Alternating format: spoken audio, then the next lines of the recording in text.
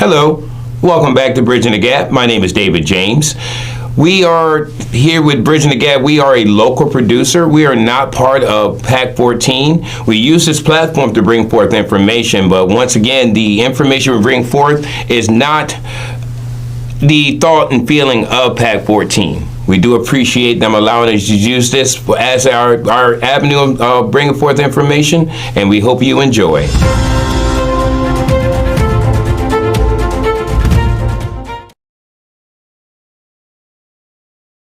You look just like Senator Gold. He's very nice. I don't want to destroy her career myself. You think Senator Gold is the end of her?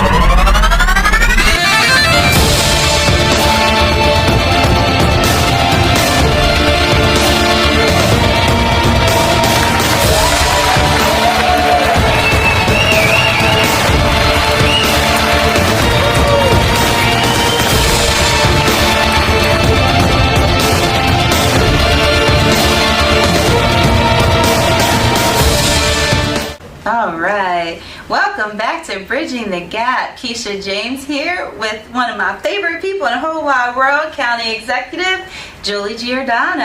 Oh, I didn't know if you were going to say your husband, but you know. I am here too, David James.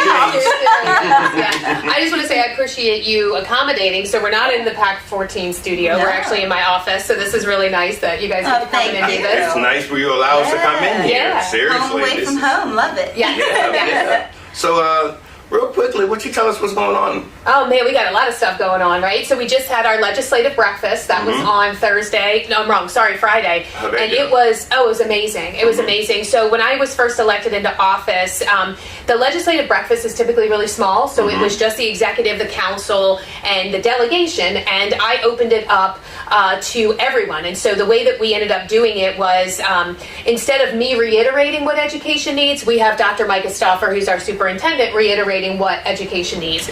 We have our sheriff's office reiterating, or the state's attorney reiterating. We invite the municipal police departments, my department heads, Warwick Community College, Salisbury University. So we have all of these stakeholders in the room. And it's amazing because they all share out, you know, the problems or issues or things that they want our delegation looking for or keeping their ear to the ground, pulse on, you know, as we go forward. So one of the examples, I was so happy. So my director of corrections, Chris Tyler, she does an amazing job. I had no idea that for her to take a state inmate, it's only $45 a day that they're given. It costs about $235 for us to house somebody for a day.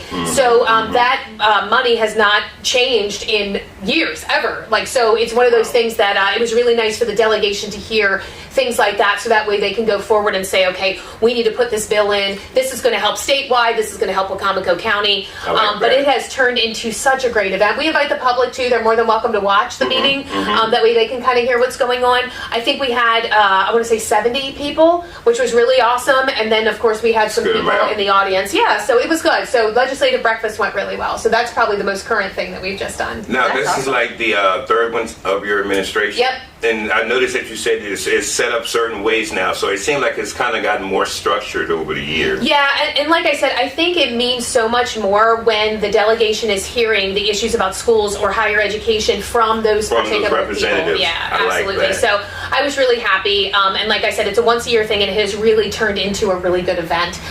So yeah, it's one of the ones I'm really proud of, that we put together. So. And we were actually at an event, what was like 2 weeks ago, the ribbon cutting over at the sheriff's office. Yeah. You were there for that. You want to make a little comment? Sure. Yeah. Oh gosh, this has been a labor of love, I will tell you. So I will tell you that Sheriff Mike Lewis has been very patient in waiting for this building, and he went all out. And he's not ashamed to tell you it's a $40 million facility, but it's state of the art. It's everything that these deputies need. It's a good recruiting tool. They're safe. Everything is bulletproof. He'll tell you though, even the mortar is bulletproof. In here, but we want to make sure our deputies are safe. Absolutely. So, but they did a great job. I think that they really thought of everything in order to make it the facility that it is. So, I was proud. I was proud to be there for the ribbon cutting. Yeah, it was beautiful. It was a really a lot of people showed up. Like you said, the delegation was there. There was a senator there. I think Senator Mary Beth was there, and it was just great. I was actually taken by the fact of with everybody there. Even the former county executive was there, but even he made comment that when there was a little bit extra that needed to go into that it came on your administration to push it forward. Yeah, I think I will tell you, when you have a big building like that, and it's going to take, multiple years to get done. You had Bob Culver with the vision, you had John do the contract, and then I get to do the ribbon cutting, right? So we all have a piece of that, and we get to watch it go up. So I will say, all three county executives, I can't really speak about Rick Pollock just for this particular situation, but all three county executives support public safety. We want to make sure that our deputies are given everything that they need to be, successful and be able to do their job. So I think, and I don't want to speak for him, but he did really show, that he was grateful to have that support. The sheriff did. So it really was a good feeling out there. Another thing I'd like to say about that event was at that ribbon cutting, it didn't seem like there was a lot of division or discord. It was complete unity. Like everybody came together for the support of this, and I really enjoyed the fact that they put God into it. That's Pastor what I Theo prayed over it. Met them long time ago, and was able to sing with them for many years at Gall Creek.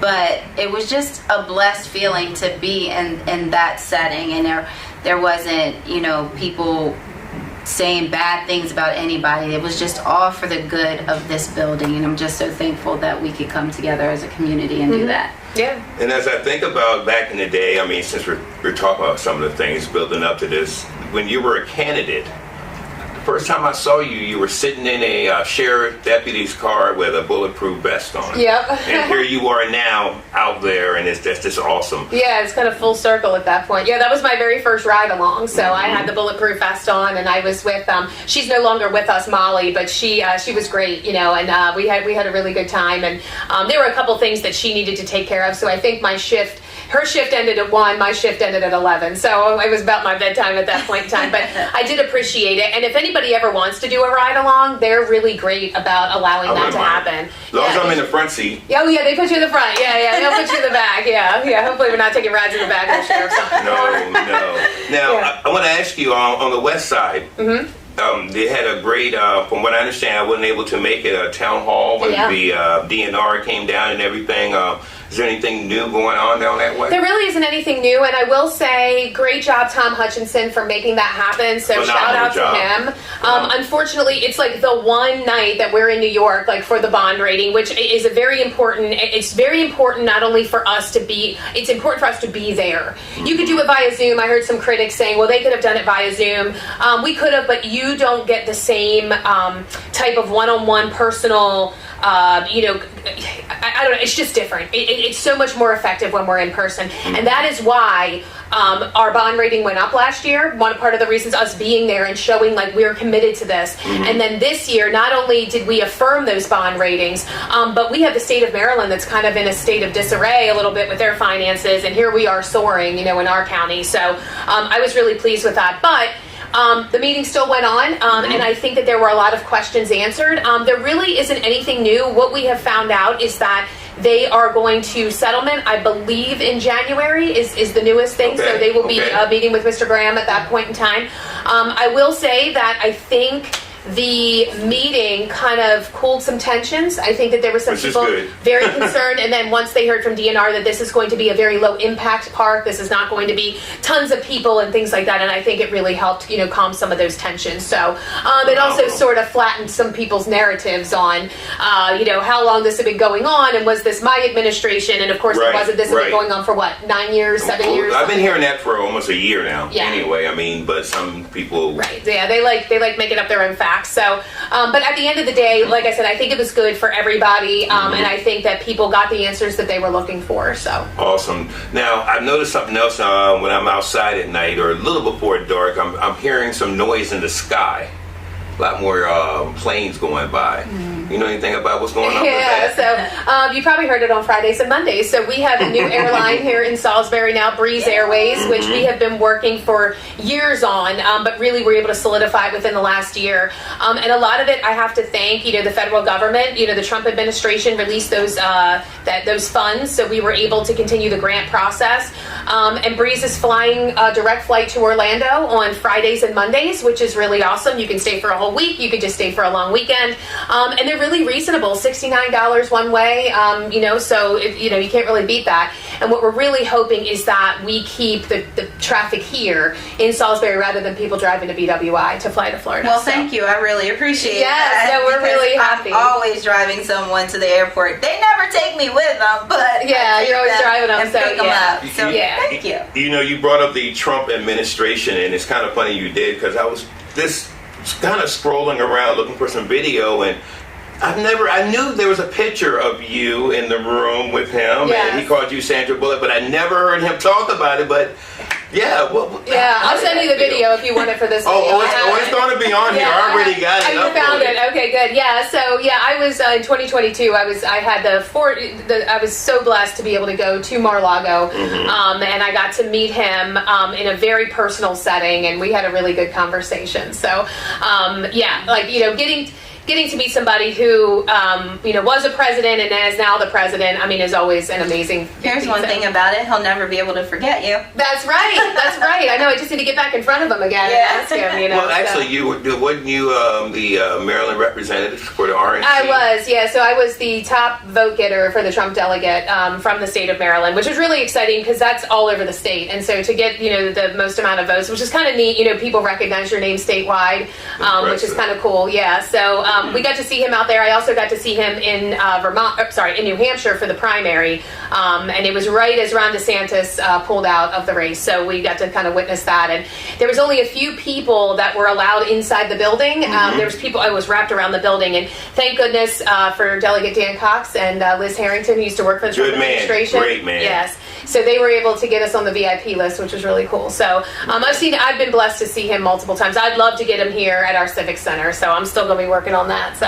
okay, yeah. Which is another thing that's going on. I've been riding by there, and actually I was doing some snooping into some of the past interviews you've done, and you actually did some internship there at the Civic Center. I did a long time ago. Now you have a hand in and actually expanding. We're really excited. Yeah, awesome. it is. Yeah, it's good. And I will say that actually, when that money was secured, actually John Pessota was the county or the acting county executive at the time.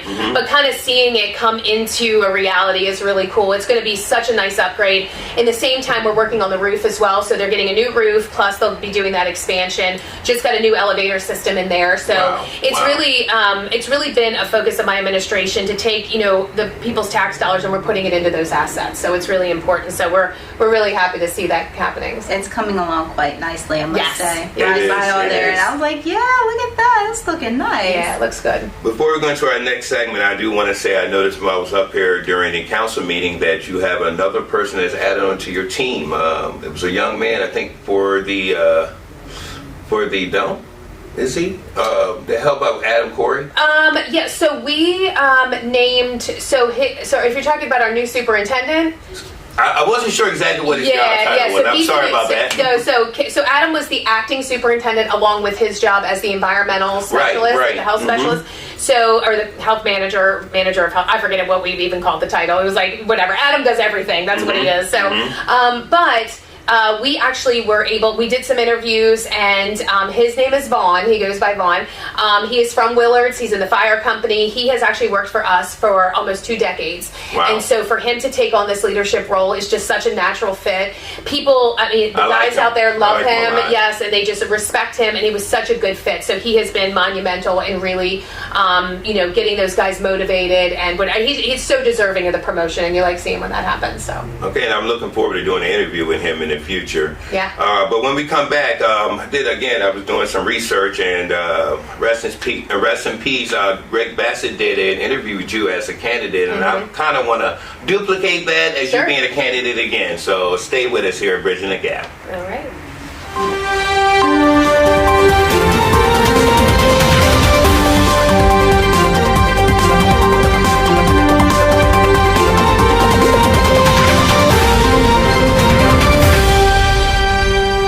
We are back, and this next segment here, we want to talk about some of the things that you face as being the county executive. From the angle of being a school teacher, you see a lot of the things that happen in the school system. What is your feeling about where we are now in our school system here in Wicomico? Yeah, I would say some of the things that I was seeing then I think are still going on right now. I know that they have a couple of more pressing issues right now. I got a call from the superintendent not too long ago talking about weapons detection systems in each of our schools. I think you have a mixed review. You have a lot of 2A people that are okay with it. They want the school safety, but they're also saying that's not stopping a mass shooter coming in, which is true.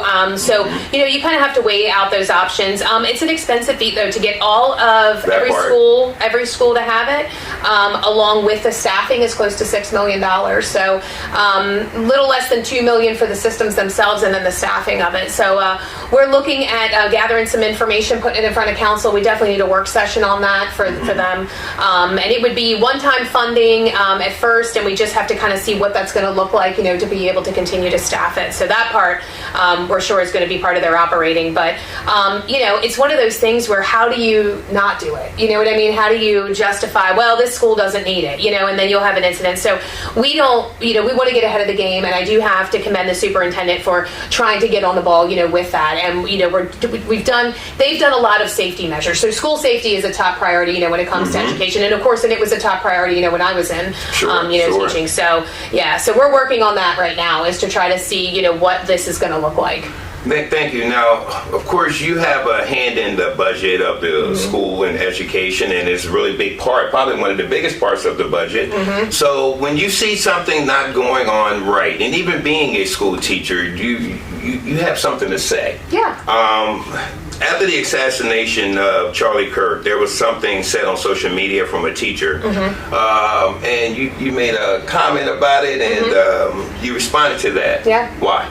I responded because I was elected to be the representative of the taxpayers, right? So they, every taxpayer here in Wicomico County, I am their county executive. Every person in this county, whether they pay taxes or not even. So, I owe it to them to stand up for them. And I will tell you, the multiple messages that I got from people that were just completely appalled by this person's behavior. I mean, the meme was just, it wasn't even posted on his page. It was posted on somebody who used to work for us in our roads department, who a lot of people know. I'll bet you he knows more than half of this county. Yeah. Now he's working for the state. So many people saw that and just saw that response. And what I try to explain to people is, whether you like Donald Trump or you don't like Donald Trump, he won this county 52%. Now, is that a huge majority? No, but he still won this county. And so as a teacher, in your mind, you should be thinking that, over half of my students, families, support the Trump administration, support people like Charlie Kirk. So, and then you have about 48% that maybe don't. So it's probably best to leave the political part out of the school. And there's no reason for anybody who teaches children to be posting that kind of stuff. And if you want to post that stuff on your page, keep your page private. You know what I mean? That way only your friends can see it, and you don't have the public seeing it. Jumping to what I did, I will tell you, I did not realize the impact my letter would have, that it would go viral, that it went on Fox News. Yes, I made Fox News. Right. San Antonio picked it up. I did not realize that. But what I did discover, and what I tried to, explain to the superintendent is,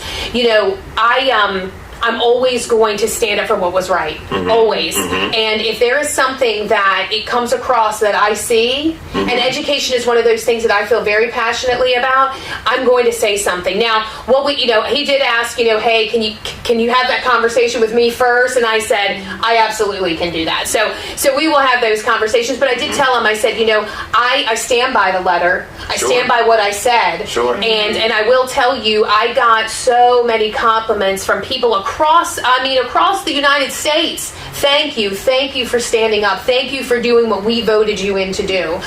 So I think that there's some debate on how to handle specific situations, but I will tell you, I don't regret that one. And if it happened again, I would do it again. So I know that there is a process, and so they're still in the midst of that process right now.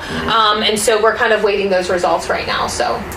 Interesting. It's kind of like the butterfly effect. What happened here does come. It makes people stand up for things and makes people aware. Because I'm pretty sure, I don't know, because of that word I can't say, the aneurysm or whatever they think they call algorithm. That it seems like right after you did that on my social media, it seems like I seen people everywhere, like saying, hey, this person shouldn't be posting this, and again, that's for anybody, not just a Republican. Yeah, and I stated this. I said, we are not an anomaly here. This was across. I mean, they had one in Worcester, they had one in Somerset, or in maybe not Somerset. I think it was Chincoteague, like in Virginia somewhere, Accomack County, I think. So we were not an anomaly. We saw multiple posts about this, and there were multiple things. Some people were reinstated, some people were let go, some people. It just depended on what the circumstances were. But my message to anyone is, please be careful what you post on social media. And what people's argument was, well, he has freedom of speech. And you know what? You're right, he does. What he doesn't have is freedom of consequences. So there are consequences to what you say. You can say whatever you want. You're not going to be jailed for saying something. Yeah. However, there are consequences to what you say, and your words do matter. So I think that it's just really important that people remember that. Thank you. Now, just like things usually do happen, right behind that, something else happened at a high school. But it didn't have to do with an actual teacher. Well, teachers had to break it up. But then there was a little fight, well, it was like a kind of a bigger fight, over at Parkside. I know you may have gotten some of the messages. Actually, I know you did, because I've talked to you. And I actually received a video that was kind of a short video, and it showed... Clip. It was a clip, absolutely. A short clip. And that clip showed the one girl standing over, the one that actually was attacked. They just showed her standing over the other girl, and she did use some pretty bad slurs, comments, racial comments, but it showed just that part. And there were people saying, look, the county executive spoke up about this. Why don't she speak up about that? So, I'm pretty sure that some of the people who got up with me, and please continue to get up with me, because if I can bring something to the county executive, I will. They brought it to my attention, so I bring it to your attention. And I got to commend you on how you responded. You said, well, David, first let me see. No, first you said, let me just say, it doesn't matter what happened. Those comments should have not been made, period. However, I was also sent a video, but mine's a little longer, and you sent it to me. And what I saw was literally the person that on the first clip was on the ground, and the girl shot down, actually walking up behind the younger white girl. And I mean, this girl was on the computer, and she was wailing. I don't know what happened before that part of the clip, but this other girl was wailing on her. And some kids in the background, which really kind of disturbed me, because I had my G.I. Joe taken away in school. These kids had phones. Everybody had a phone in there, and it was on social media. But long story short, people were kind of outraged because you didn't respond the same way you did with this teacher. Can I ask you, why didn't you respond the same way? Sure, yeah, absolutely. So first and foremost, those are minors. Those are children. Okay, so that's number one. So as the executive, I'm not commenting on anything that has to do with minors. I'm not sharing those posts. I'm not posting anything that has to do with two minors. That's number one. Number two, I taught high school. I know for a fact that there's more to that story than what was on that clip. That part. Okay? So I don't, and look, and I'm just speculating here, those two girls could have been friends 2 days ago. Right. Those two girls could have been, they've been having issues for months now, and it's been worked out or tried to been worked out with a guidance counselor. You just have no idea the story behind it. But I will tell you, there are immediate consequences for that, immediate. So not only do you have the school intervening, where the two girls are probably going to be suspended, and I'm assuming that's what happened, that's what happens in fighting, you're going to have the sheriff's office involved, you're going to have campus security involved, you're also going to have their parents involved. And so there's no need for the executive to get involved. They got enough adults and enough people handling the situation. So in that aspect, and I will tell anybody this, if it deals with minors, I'm out. I'm not going to comment. I'm not sharing. I'm not. Absolutely not. Because I'm going to tell you right now, if that was my child, I don't need anybody coming in and telling me what to do with my child. You know what I mean? Or I should do this, or this is what should happen, because what people don't know is the rest of the story. Right. So just like only a piece of that video was shown, that went around, but not everybody saw the whole clip. Right. So they only showed, the racial slurs, completely inappropriate, threats made, absolutely inappropriate, but the fighting is also inappropriate. So both girls were wrong. Both girls should be consequenced, and I'm assuming that's what's happened, but there is protocol for that. So again, and I will say it again, don't even holler at me on Facebook, Messenger, text messaging, smoke signal, any way, shape, or form to try to get me to say something about minors, because that's not going to happen. Their parents are there for a reason. That is who needs to handle it, along with the school system. And now, I will say, if the school system didn't suspend either girl, didn't do anything about it, let these two girls back in class, then maybe I might have something to say, like, come on, this is school safety, right? But I know that it was handled appropriately. And again, their parents are involved, and I think that that's where it needs to be. With the parents, the school, and the sheriff's office, considering there was a fight and it could have been considered a disturbance. I don't know if either girl were charged. I don't know any of that. So because of not knowing all the information, and again, them being minors, their parents can handle that. I got my own teenager at home. I don't need to handle anybody else's. We've seen you with your teenager, too. You do a good job with him.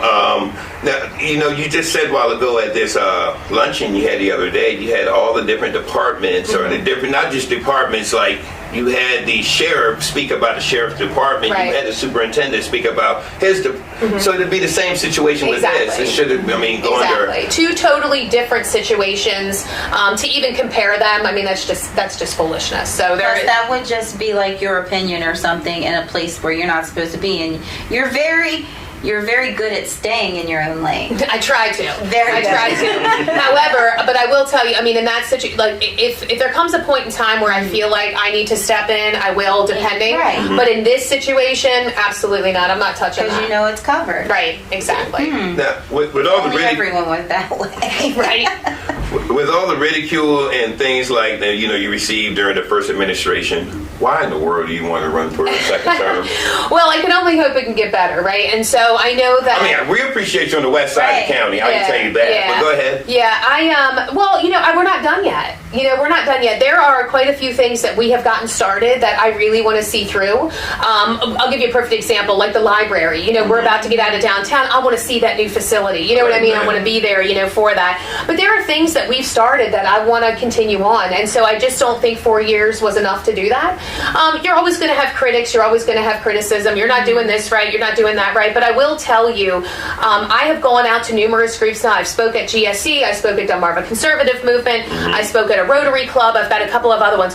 When they see the good work that we're doing and we're putting that out there, I think they see that the county is in a better place. And if I really felt that my administration had failed, I don't think I would run again, because why would I put the county at risk like that? But when we have the receipts to back up the things that we've done, like the increased bond rating, like the $80 million still sitting in our account, like the 20-some million dollars we put into the Civic Center, like the $26 million that we put into the Shorebird Stadium. Like when I have those receipts to capitalize and say roads are getting paved, schools are funded, public safety just got their new building. I have those receipts. And so people can be critics and say, well, she didn't do this right, or she didn't do that right, or whatever. So every day we learn, right? And so there are things, obviously, in a second administration that I would do differently than the first. But I'll tell you, I am really looking forward to a different county council. And that's good. That dynamic is going to change a lot with, Josh is now running against Barry Beecham. Joe Holloway and John Cannon have both stated that they're not running again. Jeff, I think, is kind of up in the air. James will run again. But we won't have Josh. And Shani, I'm not really sure what's going to happen with her, but I do think there is going to be a big change in dynamic. And so I'll be really looking forward to a new council at this point. At least please, God, give you somebody that will work with you than against you. Right. Because I just feel like it's too much fighting, and you're supposed to be working together and getting things done, not blaming this person and that person. Just do your job and get it done. You know, and you're doing that. Yeah, but you know what's funny though is that I had this conversation with somebody out at the Rotary Club. He said, "Is there anything you get along with the council?" And I said, "Look, at the end of the day, the things that I'm showing you would not be getting done without that council." Yeah. I said, so That's good. so Yeah. what you see, you know, what the public sees is about 5%. It's the tip of the iceberg. All the other things that have happened because we've worked together. And so what people like look for the comments. You know what I mean? They want the council comments, the public comments. But at the very beginning of each council meeting, I tell people, look at all those resolutions that go through.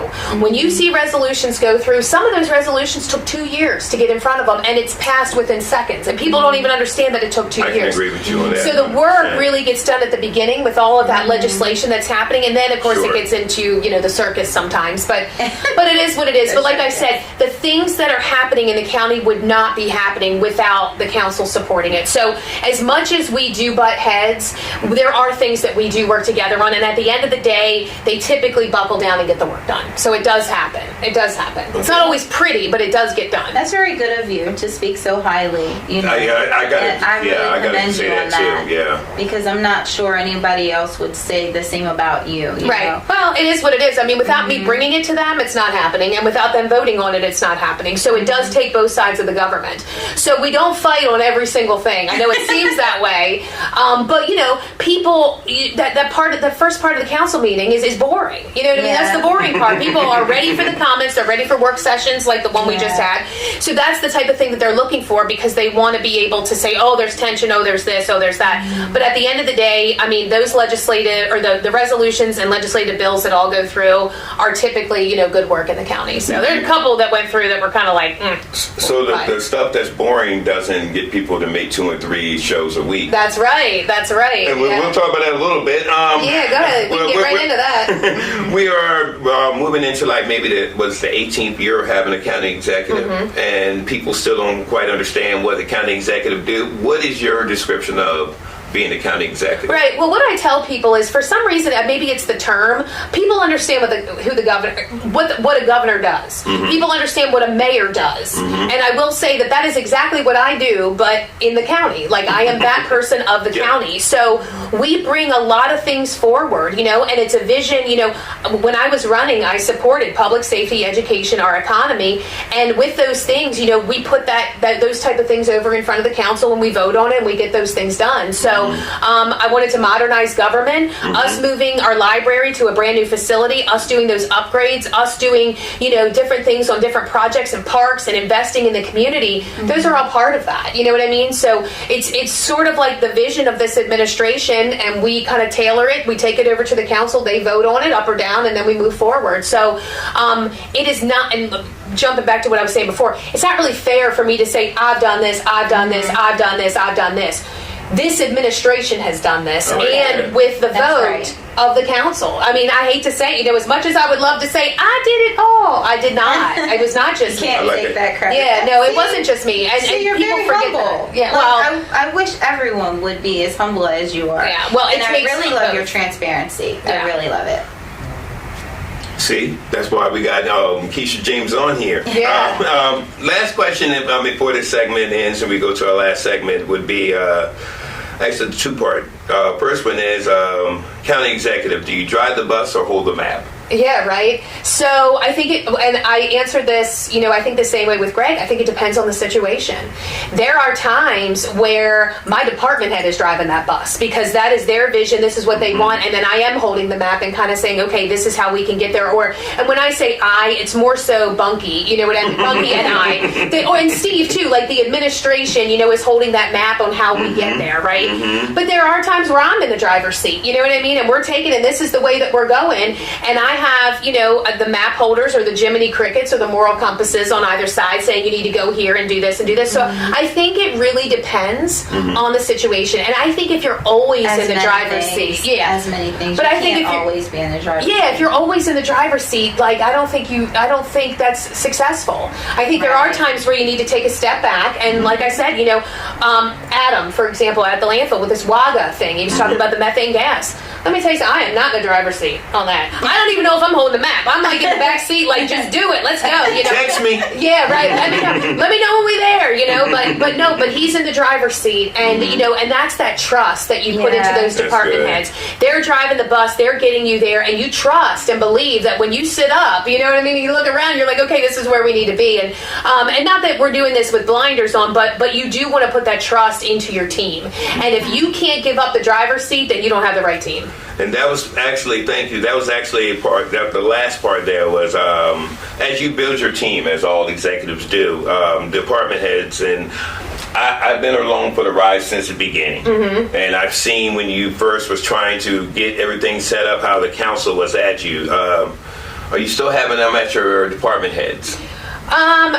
So they're other than Pam, because we all see them at Pam. Yeah. They God bless you, Pam. I will tell you, and I feel safe saying this. We lost our director of human resources, Don O'Hara.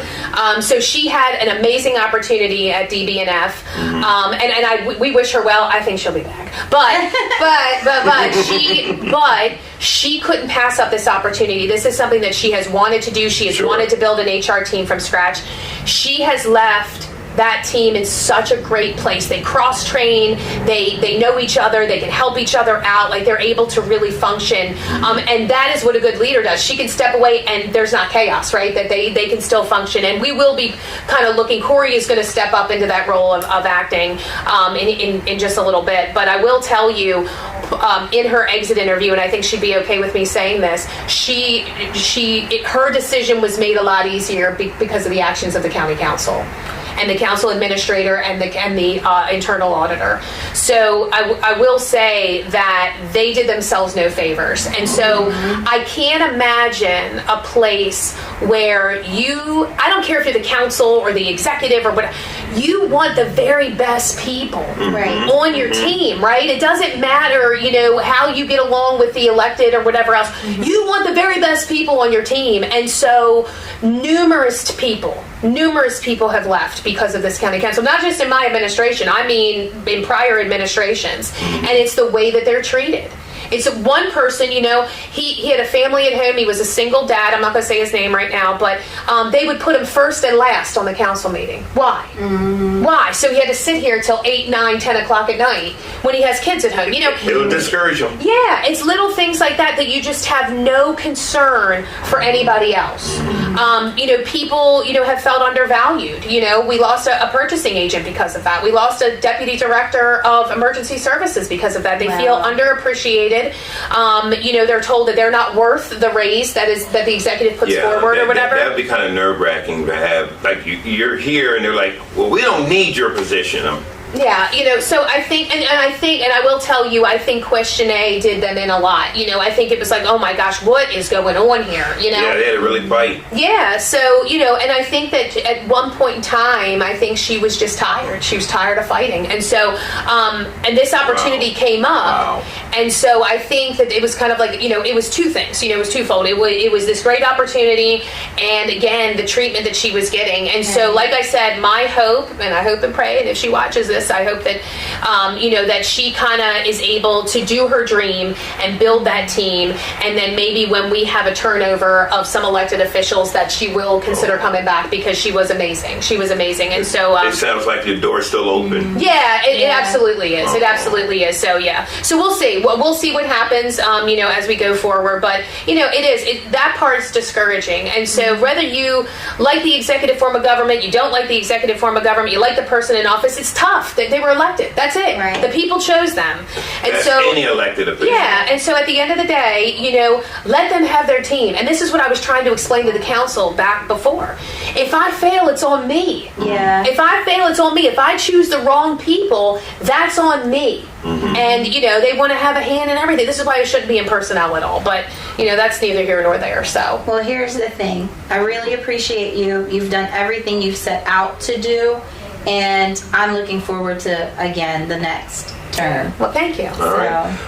Thank you. We'll be back with the juicy part. But, Yeah. Stay tuned for that. Yeah. Thank you. This is Bridging the Gap.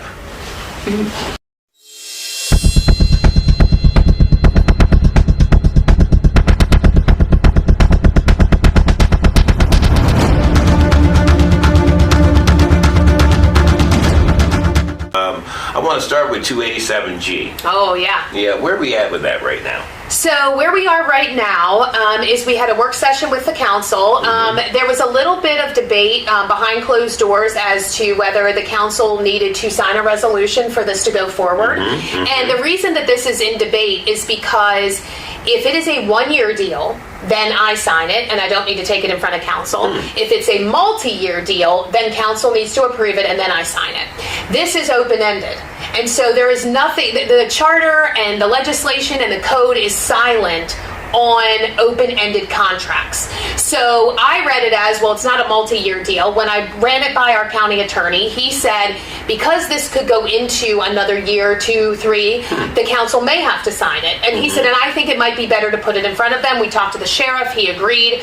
So we presented it in front of the council. I know there was a little debate between me and Mr. Merritt, and he was like, well, you weren't transparent. We were transparent on every single thing. But Mr. Benson said, I don't think council needs to be involved.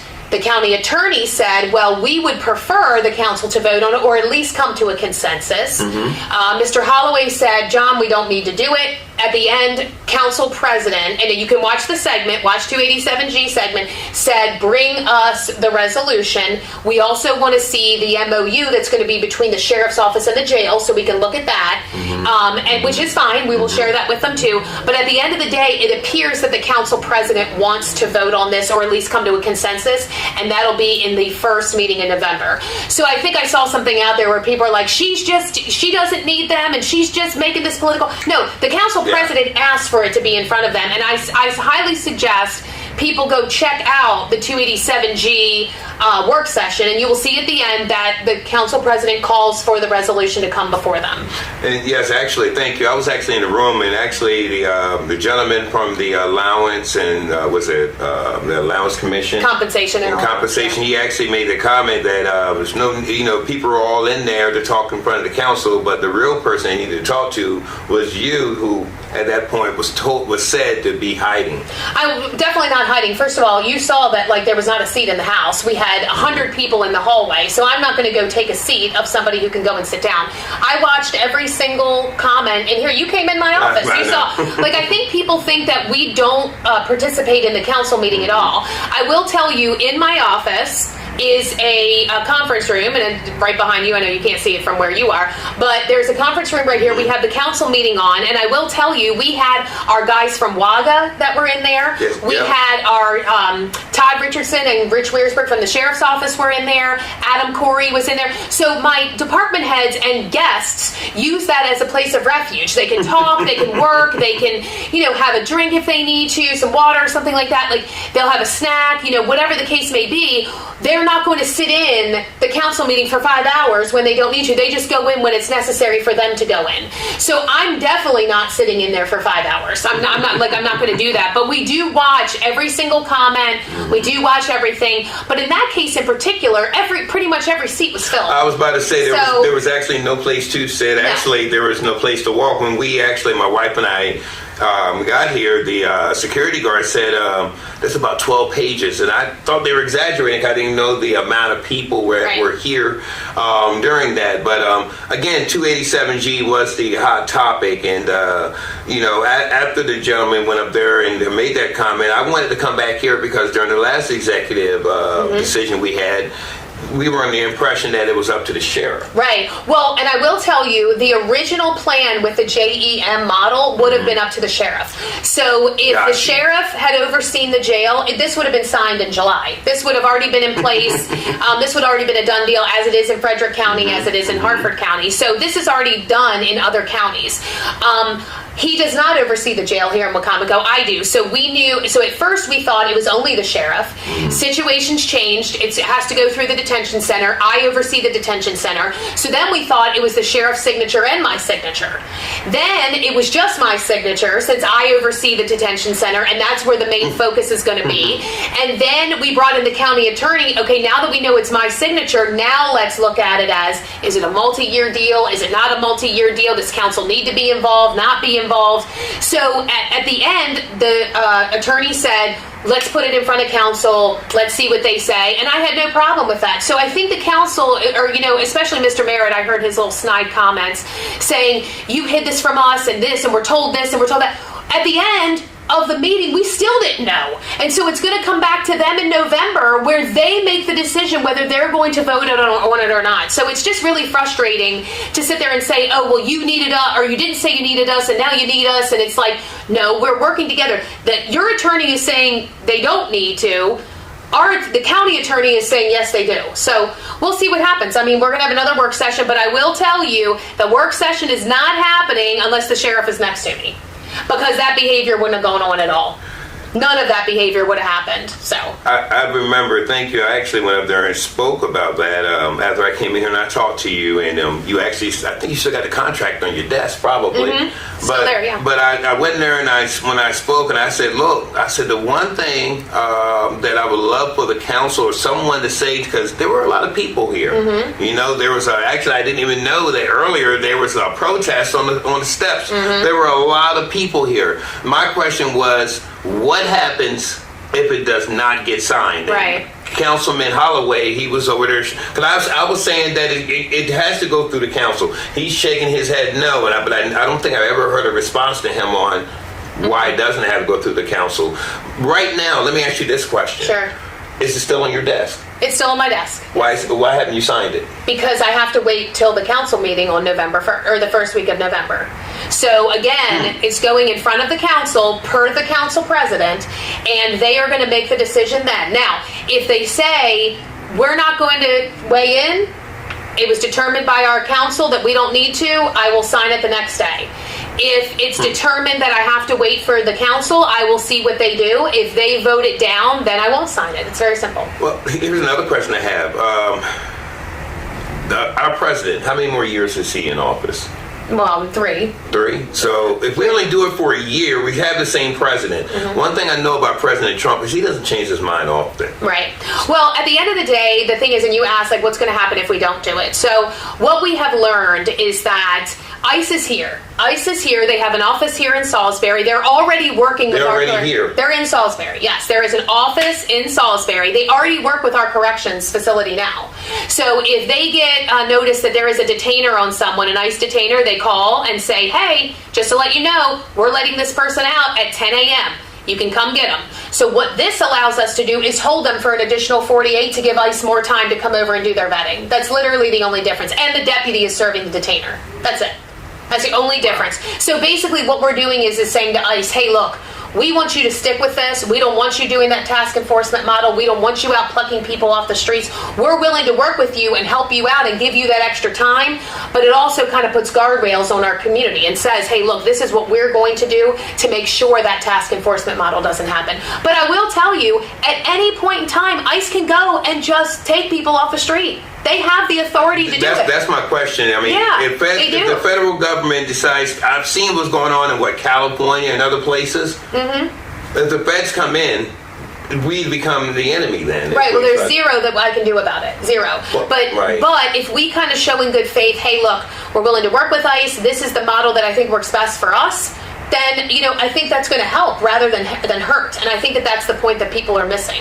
If we say, this is what Wacomico County is doing, I really hope that ICE will respect that and that we won't have a situation like they had out in Easton where, they're taking people off the street or taking a pastor, and that sort of thing. So, again, It's going to go back in front of the council. I don't care what anybody says, about, the council doesn't need to vote on it. Only the council president is going to be making that decision. So if anybody's watching this and you want to have a say, please email John Cannon and tell him, no, they shouldn't, or yes, they should. But at the end of the day, the way it stands right now is that the first week in November, the first meeting in November, the sheriff will be next to me. We will be presenting, the new MOU between the jail and the sheriff's office and the resolution, and we will see what the council does.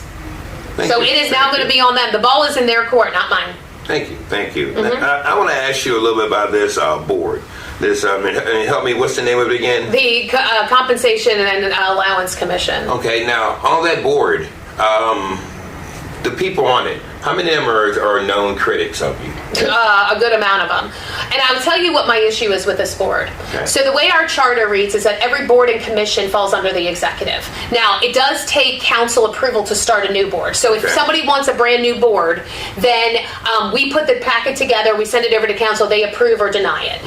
Unless it's court ordered. So with the NAACP lawsuit, there will be a new board that's coming forward to them. It's actually going forward, and that's part of the lawsuit. So they're sort of forced to, but it still has to go through a legislative process. But they can turn down boards and commissions. For example, the West Side, I think they're having a conversation on Tuesday, which I plan to be at that meeting, about becoming a commission. And if that's the case, it goes in front of council and they determine yes or no. Now, once that happens, okay, the appointments all go through my office. Every single appointment to those boards comes through my office. People apply. We kind of do a little bit of a vetting process. That's a dream come true, by the way, for the West Side. Oh, yeah. If they, we had talked about it before. Actually, God rest his soul, Lee Robertson, but he said, I don't think they'll approve me. I don't know if they'll approve me, Mr. Lee. And I said, Lee, I was like, yes, they will, But anyway, we'll see what happens with that. But every board and commission goes through my office. It gets approved by the council. And then same with the appointment confirmation process. What's so interesting about this allowance commission is no appointments were done by the executive office. Every appointment is done by council, which literally violates the law. So it violates the charter. So I have actually written a letter to the council and have told them that the 11 that they choose should not be valid appointments. And they're trying to say, well, this is not an executive board or commission, it is a council board or commission, and that is not how the legislation was written. The state legislation said it gives the power, or gives the council the authority to create the commission. And then when you go to our charter, all boards and commissions have to have their appointment confirmation process through the executive. So we're still in a debate right now on if this is even a valid board. I don't believe that it is, but be that as it may, they've done some work, and there are people that are quite critical of me, and the council tried to say these were the only people who applied. I don't think so.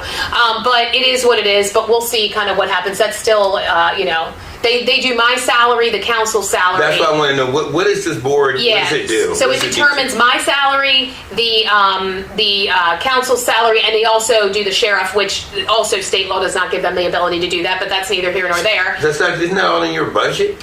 Yeah, we end up budgeting for it once this is determined. So, for example, the last time they met, the executive made $85,000. This was still with John Pasota in office. And you spoke up that that's not why you're running. I remember. Right, this. and then they ended up raising it to 107. I think the board recommended 124, and they ended up settling on 107, which was fine.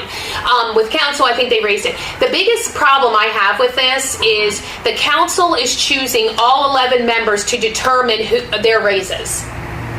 If you do the appointment confirmation process, you at least have both sides of government. Okay, the executive's appointing, we're confirming. There's that balance of government. You know what I mean? Out of all commissions, this is one that definitely needs the appointment confirmation process because both sides of the government are involved. Right now, the county council selected 11 people to give themselves raises. So it's unbelievable to me that they actually think that this is a kosher way of doing things, but does whatever. Other pieces of legislation get passed without going across your desk?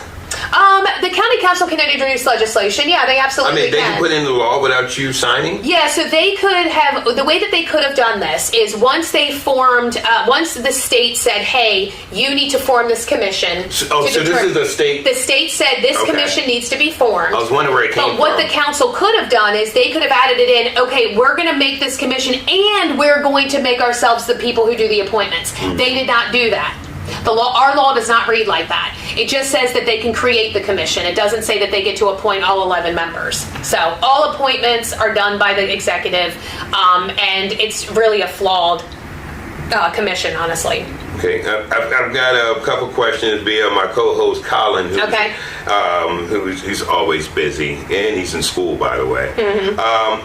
Question here is, how do we respond to the claims that the executive office has not been transparent in regards to 287G? I don't know how much more transparent we can be. I mean, literally in July, we talked to the sheriff. That day, he went on the news and said, we have the intent to do this JEM model. So everybody has known about it since July.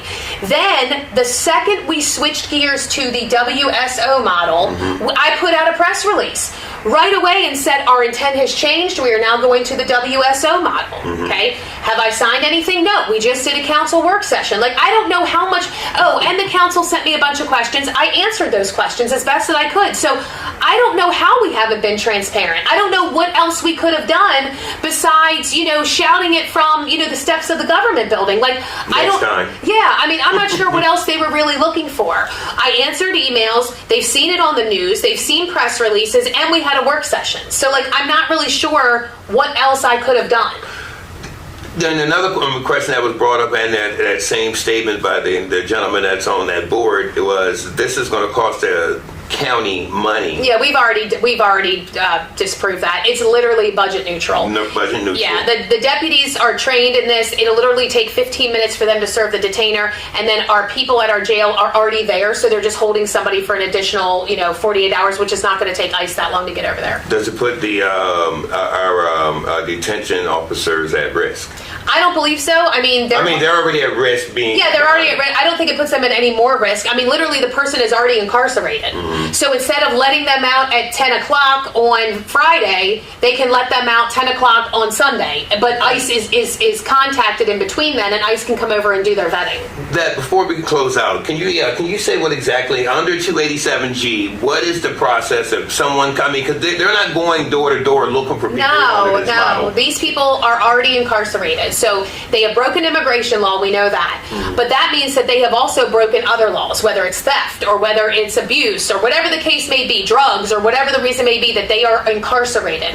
So if they are incarcerated and they are on ICE's radar, meaning that they have an ICE detainer, what is going to happen is the deputy is going to be given the authority to serve that detainer to the person, and then our jail holds them. They're already in jail. They're just holding them for a little bit of extra time till ICE comes over and does the proper vetting and either lets them go at that point in time or they go with ICE. That's it. That's the only difference. And right now, ICE is already doing that.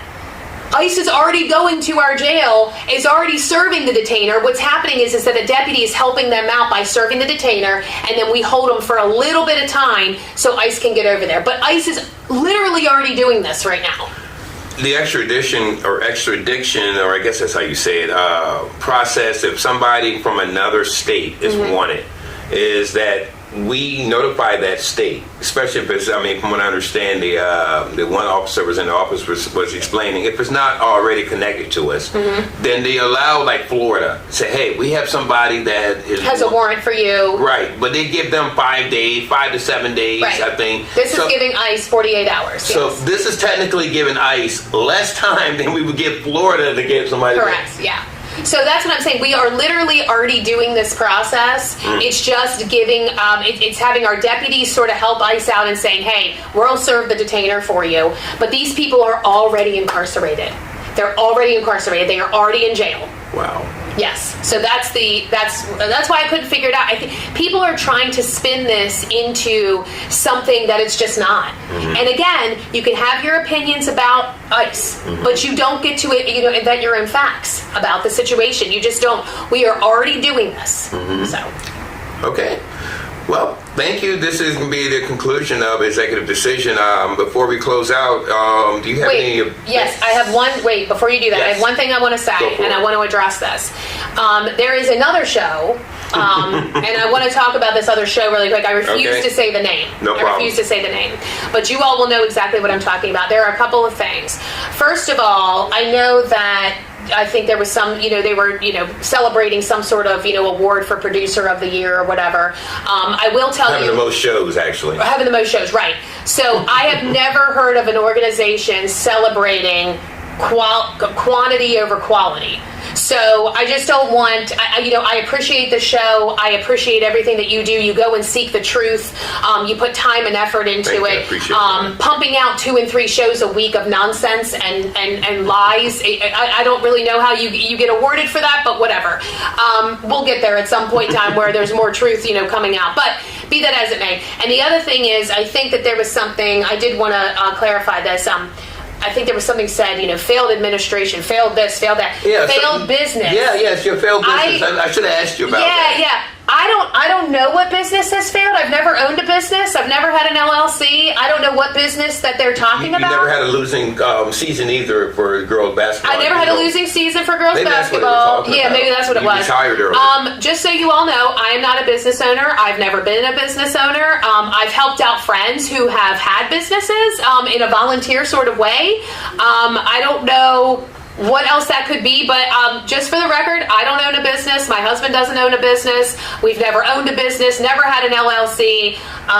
Like I said, we've helped out friends that have had businesses before with different events. And as executive, I can anyway. So I'm not really sure what failed business they're talking about. So again, this is the type of things that please, if you're choosing your PAC 14 shows, please choose one that gives factual information.